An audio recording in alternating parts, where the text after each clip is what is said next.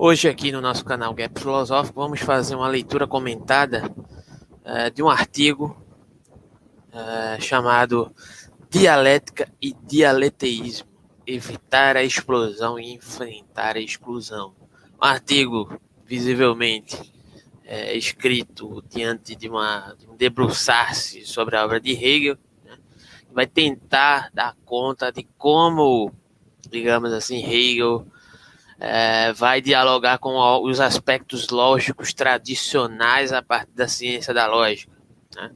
Como, por exemplo, a questão do terceiro excluído, né? Como é que Hegel vai lidar com a questão da negação, né, dentro da internalidade do sistema hegeliano. E aqui, como de costume, quando as temáticas são demasiadamente complexas, né, faremos algumas leituras do trechos do artigo, né, e comentaremos. Né. Então, um artigo que é da Michela Bourdignon começa assim. Na terceira observação, após a discussão da determinação da contradição na doutrina da essência, Hegel afirma o seguinte, abre aspas, todas as coisas são em si mesmas contraditórias e precisamente no sentido em que essa proposição, frente às demais, exprime antes a verdade e a essência das coisas. Nestas linhas, e aí fecha aspas, né? Nestas linhas, Hegel parece afirmar a tese de que existem coisas contraditórias na realidade e, portanto, parece afirmar a tese para a qual existem contradições verdadeiras.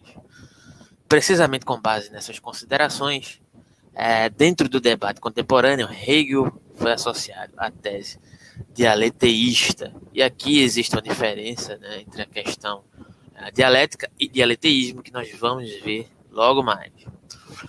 Dialeteísmo é a tese segundo a qual existem contradições verdadeiras, segundo Graham Priest.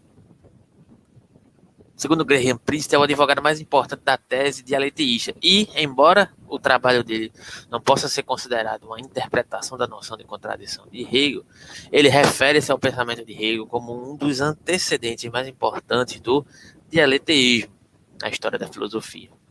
No Manifesto do Dialeteísmo, ou seja, o livro In Contradiction, Priest, 2006, ele escreve que a principal tese desse livro é que Hegel tinha razão. Nossos conceitos, ou alguns deles, de qualquer maneira, são inconsistentes.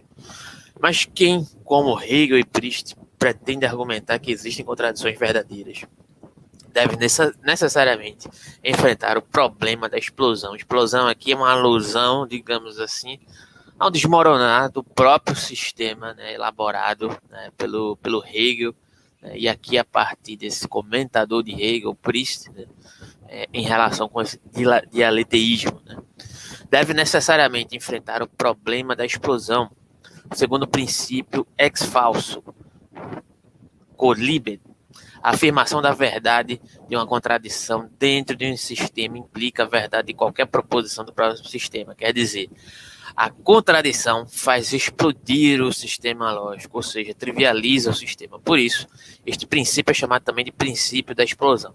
Se todas as proposições de um sistema são verdadeiras, também as negações de cada proposição são verdadeiras e, portanto, cada proposição do sistema é tanto verdadeira como falsa.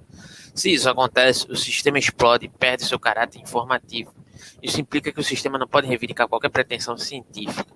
E aí existe um diálogo acerca do problema da ciência em Hegel, né? Como é que Hegel vai lidar, digamos assim, com o seu procedimento, chamemos aqui dialético, né, para poder contrapor ao pretenso dialeteísmo, e aí já a gente vai entender por que a diferença dessas questões, né? A grosso modo, né, a muito básico modo, em certa medida, o sistema hegeliano ele não admite, digamos assim, uma dimensão de afirmação do verdadeiro e falso, pois, tendo em vista o sistema de suprassunção, né, o processo dialético hegeliano, digamos assim, chamemos assim, ele assume, em certo sentido, né, uma concomitância da negação, ou seja, negar a negação nesse aspecto, né, em determinado sentido, seria afirmar essa negação para dentro do processo de suprassunção dialético-hegeliano, né? Não admitindo essa exclusão do negativo como fazendo parte do próprio processo, né? Haveria um problema, digamos assim, que vai ser sugerido aqui pela autora do artigo, né? Ao final do artigo, uma problemática que eu não sei se me convenceu muito, né? Mas, enfim, aí a gente vai ver posteriormente essa questão, mas fazendo parte desse movimento de suprassunção, o próprio movimento de negação faria parte de um movimento de afirmação e superação do conceito enquanto negação, que faz parte, em termos de uma constituição, né, de um aprimoramento ou de uma progressão, digamos assim, da transformação do próprio devir enquanto abstração do conceito que se suprassume, né? Então, haveria um problema, digamos assim, de denotar, inclusive, o aspecto da negação enquanto a presunção ou a pressuposição de determinadas afirmações de verdadeiro e falso em Hegel. E é isso, basicamente, que ela vai tentar tratar aqui, abordando essa questão da dialética, entre aspas, e do dialeteísmo, né? E como eles se confrontam diante dessa questão. Aqui nós vamos adiantar um pouco, né? Mas tem uma citação de Hegel aqui que eu acho que é importante falar. Vou abordar a questão do título e a resposta que vou dar. Talvez não haja nada de muito mal. Deixe-me primeiro explicar como. Não, isso é Proust, perdão. Vou abordar a questão do título e a resposta que vou dar. Talvez não haja de muito mal. Deixe-me explicar como exatamente a questão deve ser entendida. Eu devo interpretá-la como significado. O que há de errado em acreditar em algumas contradições? Eu enfatizo algumas. A pergunta, o que há de errado em acreditar que todas as contradições são verdadeiras, é bem diferente e tenho certeza tem uma resposta bem diferente. Seria irracional acreditar que sou um ovo frito. O porquê podemos discutir, mas que é assim não é contencioso. A fortiori é irracional acreditar tanto que sou um ovo frito quanto que não sou um ovo frito. É importante enfatizar essa distinção logo no início, uma vez que a passagem ilícita entre alguns e todos é endêmica nas discussões da questão. Da mesma forma, aí a autora do artigo afirma aqui, né, a tese hegeliana também deve ser distinguida da tese trivialista. A afirmação de que todas as coisas são em si contraditórias, de fato, pode nos induzir a pensar em Hegel como trivialista. No entanto, Hegel não está afirmando que todas as contradições são verdadeiras. Ele está afirmando que todas as coisas são em si mesmas contraditórias. Portanto, ele não está afirmando que tudo o que eu digo é verdadeiro, e assim também falso. Sua tese é que o modo como tudo é determinado implica algum tipo de estrutura contraditória. Além disso, Hegel parece ser bem consciente dos perigos da explosão. A explosão do sistema lógico, que pode resultar na admissão da verdade, até de uma única contradição, deve ser bloqueada, deve ser dominada para evitar que a verdade da contradição implique tudo o contrário de tudo. É nesse sentido que, sempre dentro da terceira observação, a análise da contradição da doutrina da essência de Hegel escreve o seguinte. E aí ele vai falar um pouco sobre o pensar especulativo, o próprio Hegel, né? O pensar especulativo consiste apenas no fato de que o pensar mantém firme a contradição e dentro dela a si mesmo, mas não no fato de que, como ocorre o representar, deixa-se por ela dominar e através dela deixa que suas determinações se dissolvam somente em outras ou em nada. Comentadora. Considerando este ponto, entretanto, é necessário perguntar a Hegel e a Proust como é possível bloquear a explosão. Mas especificamente se a ideia, tanto na dialética hegeliana quanto no dialetismo de Proust, é admitir a verdade de algumas contradições, como é possível distinguir as contradições verdadeiras das contradições falsas. Em outras palavras, Hegel e Proust têm que enfrentar o problema de exclusão daquilo que eles não querem aceitar. Por exemplo, as contradições que são simplesmente falsas. E aqui, pausa para um comentário acerca de todas essas questões, né? Parece que, em certo sentido, né, há uma manutenção em Hegel de alguns aspectos que eu já tentei tratar aqui no canal, de uma determinada referência extra-sistema, né, para poder, de certa forma, distinguir algumas concepções que, digamos assim, quando o Priest coloca essa questão, por exemplo, do exemplo do ovo frito, né, há determinadas concepções, digamos, entre aspas, intuitivas, que podemos conceber e não admiti-las, digamos assim, como pressuposições verdadeiras ou como pressuposições falsas, né, diante a trivialidade dessas concepções. Mesmo o sistema hegeliano, extremamente rigoroso em seu processo de tentar abstrair o movimento do real acerca desse processo dialético.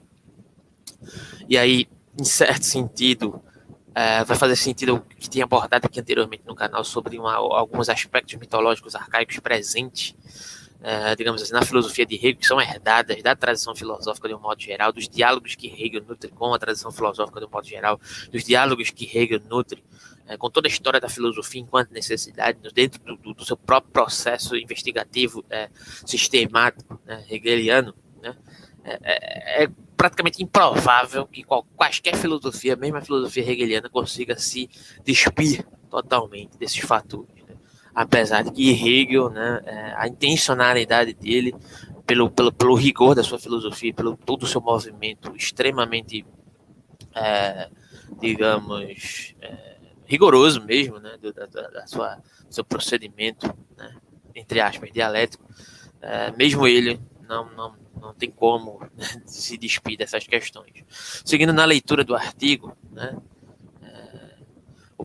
e aí que vamos ver algumas questões. Né? Nesse sentido, Hegel e Priest devem ser capazes de defender a verdade de algumas contradições, sem perder a significação do pensamento e da linguagem que o expressa. Isto é, eles devem ser capazes de excluir a verdade das contradições, para as quais seja razoável admitir como verdadeiras. Isso significa que as teorias de Hegel e Priest pressupõem algum modo não contraditório de conceber as contradições verdadeiras, segundo o qual não posso dizer tudo ao contrário de tudo, pois posso assumir apenas a verdade daquelas contradições, as quais tenho boas razões para acreditar como sendo verdadeiras. O problema da exclusão é amplamente discutido no debate contemporâneo sobre o dialeteísmo. Certamente, esse mesmo problema tem que ser enfrentado também por qualquer um que queira levar a sério a tese de Hegel sobre a verdade da contradição. E aqui, para abordar essa questão, né, a escritora do artigo pontua duas questões. Como Hegel e Priest distinguem as contradições verdadeiras daquelas falsas? Como Hegel e Priest expressam a exclusão das contradições falsas e mais, em geral, de tudo o que não pretende admitir como verdadeiro? E aqui vai ser elaborada a partir de uma questão de Hegel, né, contradições verdadeiras e contradições falsas. O problema, né, que se elabora a partir da primeira questão colocada aqui, né, que é a questão de como Hegel e Priest distinguem as contradições verdadeiras das falsas. Né?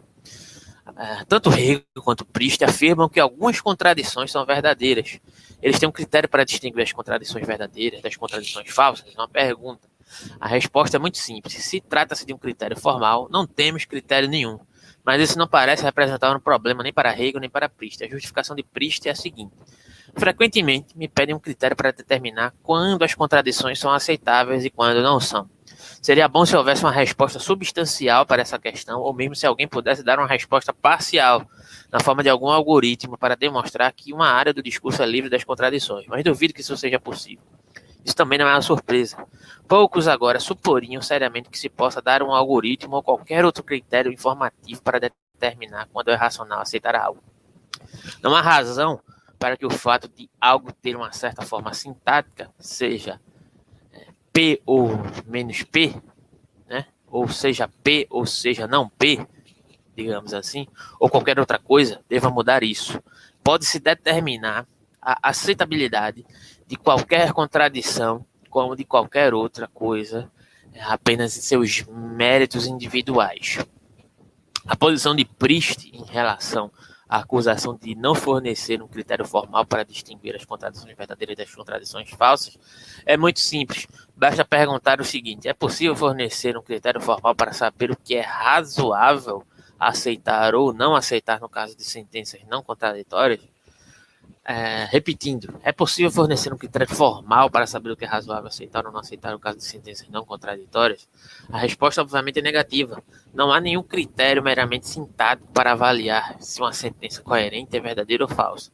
É necessário, em cada caso, levar em consideração a sentença específica e ter estabelecido um critério de verificação, determinar se a sentença em questão é verdadeira ou falsa. Ora, se o advogado da lógica clássica não é obrigado a fornecer um critério sintático do tipo descrito, porque ele deveria pedir ao dialeteísta que fornecesse esse tipo de critério?